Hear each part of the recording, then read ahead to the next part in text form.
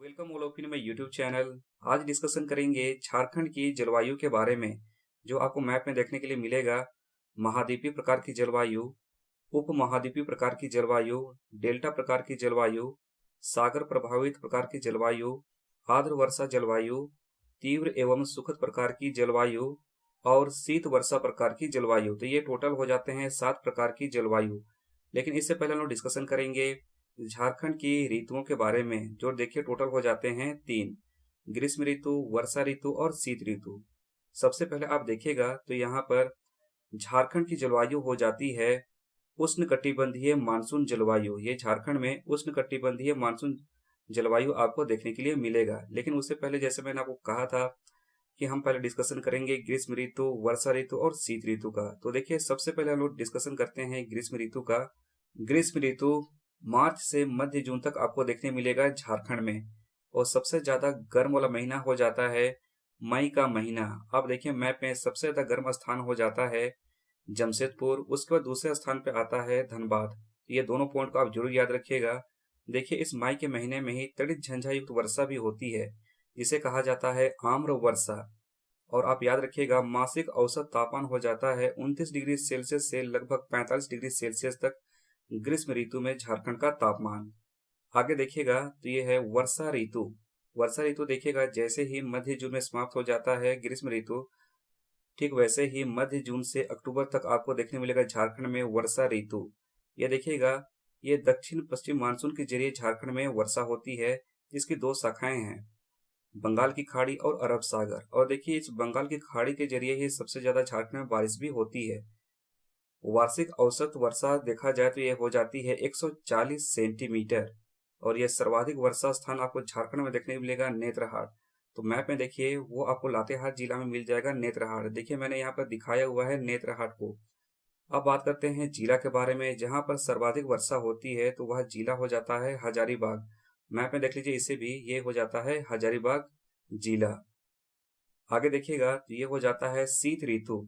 तो देखिए जिस प्रकार से ग्रीष्म ऋतु समाप्त होता है, ठीक उसी प्रकार से वर्षा ऋतु आती है। ठीक वर्षा ऋतु समाप्त होती है उसके बाद झारखंड में शीत ऋतु आती है। तो देखिएगा ये हो जाता है नवंबर से फरवरी तक शीत ऋतु आपको देखने मिलेगा झारखंड में। तो देखिएगा तापमान इसमें होता है 15 डिग्री सेल्सियस से लगभग 21 डिग्री सेल्सियस तक झारखंड में। सबसे ठंडा का महीना देखिए तो ये हो जाता है जनवरी का महीना। सामान्यतः सब कोई जानते हैं कि दिसंबर का महीना हो जाता है, लेकिन देखिए सबसे ज्यादा ठंडा महीना ये जनवरी को ही कहा जाता है। आप यहाँ पर देखिए सर्वाधिक ठंडा स्थान देखिए नेत्रहाट हो जाता है। जैसे कि वर्षा भी सबसे ज्यादा आप देखेंगे तो ये नेत्रहाट क्षेत्र में पड़ जाता है, और सर्वाधिक ठंडा स्थान भी ये नेत्रहाट क्षेत्र ही है। मैप में फिर से एक बार देख लीजिए, ये हो जाता है लातेहार जिला में ये नेत्रहाट। अब बात करते हैं उत्तरी पश्चिमी विक्षोभ की वर्षा का। देखिए इस वर्षा से झारखंड में रबी फसल को बहुत ज्यादा फायदा होता है, मतलब इसके उत्पादन में वृद्धि होती है। तो देखिए हमने डिस्कशन कर लिया है ग्रीष्म ऋतु, शीत ऋतु और वर्षा ऋतु। ये टोटल का हमने डिस्कशन कर लिया है। तो चलिए अब हम लोग आगे देखते हैं झारखंड की जलवायु को।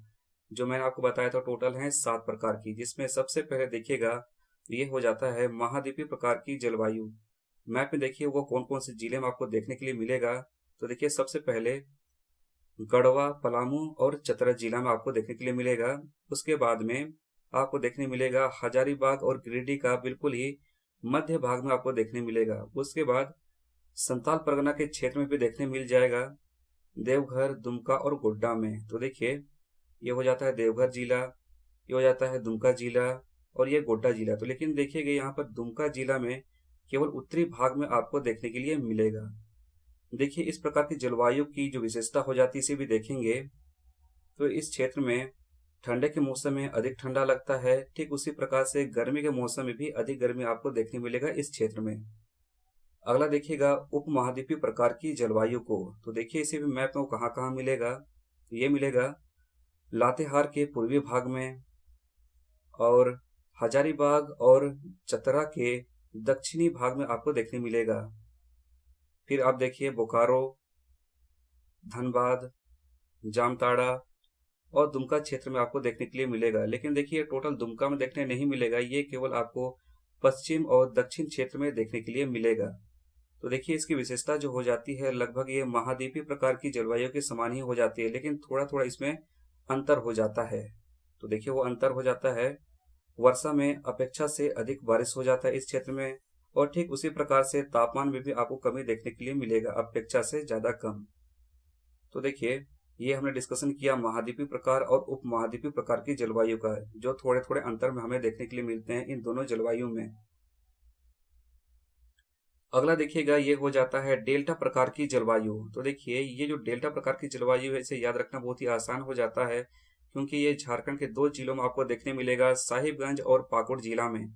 इसकी विशेषता को देखिए तो ये हो जाता है नॉर्वेस्टर क्षेत्र, और इस क्षेत्र में आपको देखने मिलेगा पश्चिम बंगाल की जलवायु के समान।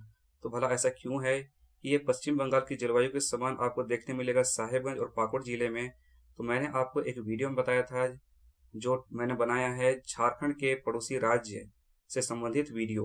तो देखिए मैंने पूर्व में आपको बताया है ये वेस्ट बंगाल हो जाता है, ये पूर्व में वेस्ट बंगाल हो जाता है, जिसकी वजह से साहिबगंज और पाकुड़ क्षेत्र में नॉर्वेस्टर क्षेत्र पाया जाता है, जो कि पश्चिम बंगाल की जलवायु के समान हो जाता है।